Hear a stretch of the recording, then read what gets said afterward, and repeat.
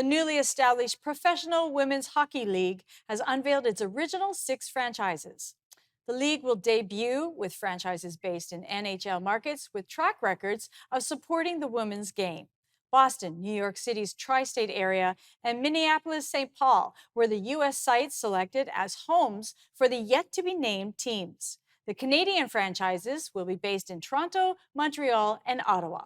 Teams will play a 24-game schedule, which is expected to overlap with the Women's World Championships in April, with the playoff expected to run into June. Joining us now to discuss this exciting new development is Stan Kasten, member of the Board of Directors for the PWHL. Stan, thank you so much for joining us on Forum Daily. Oh, it's my pleasure. It's great to be here. I'm super excited and I can't wait to talk about it. This is certainly an exciting time for women's hockey. I mean, can you tell us about how the league came to be created in the first place?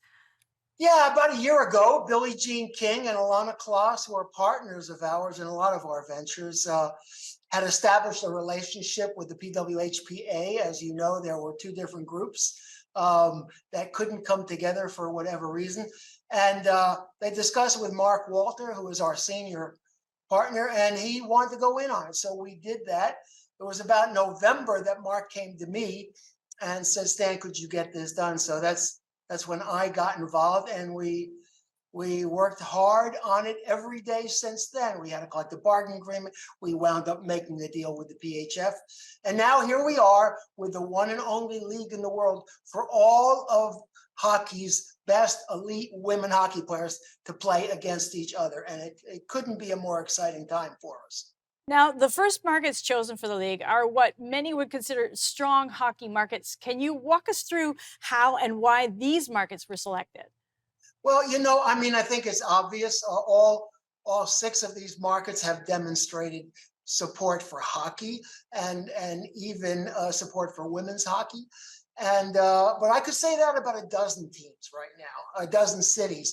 And so our job was to cut it down, but we feel really good about the 6 that we had. They're proven NHL markets, and as I said, proven support for women's hockey. And I think they're going to love what we're going to be showing them starting this January. So, when can we expect to find out the names of all the teams? That's an excellent question. That's being held up by the usual things because it takes lawyers and trademark and designers, and those things just take time. So it'll be a little while yet. And until then, feel free to call the Toronto team PWHL Toronto and PWHL Boston, et cetera, et cetera, et cetera. We'll probably even have merchandise that said that, which soon will become collector's items. So I urge everyone to go out and do that right away. But we'll have our teams. I don't know when. And right after we get team names, we have to begin the process of getting logos. So we knew that was going to be time consuming and we couldn't rush it. We couldn't speed it up. What we could do, though, was get right to work on understanding where the players are going to go and how to fill the rosters. And that process begins this weekend. And will these teams have any formal or informal collaboration with the NHL teams who operate in those markets as well? Well, no. Well, in those markets, yeah, we have relationships with all of the teams because from the start, Gary Bettman and the NHL has been tremendously supportive, and he has talked to the team presidents, he has talked to the team governors about supporting all of our teams. So they have been great, giving us advice, helping us out when we need, including in some cases using their venues, maybe not for a full season, but for special event games. So we have a great continuing close relationship with the NHL, and their support means the world to us. It's going to help this league in a way that no other women's league has been helped before, and that's why we feel so confident about our success. And most importantly, what does this mean for the future of women's hockey? Oh, I think the best days are ahead.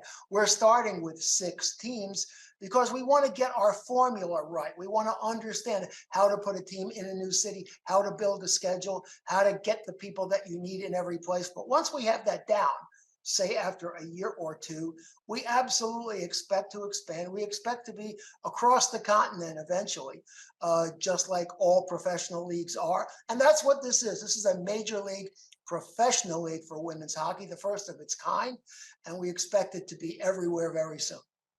Well, we wish the league all the best. Thank you so much for joining us today, Stan. My pleasure. Thank you. After the break, we will take a look at the stories making headlines around the world. 2 U.S. nonprofits are claiming Donald Trump cannot run for president due to the 14th Amendment.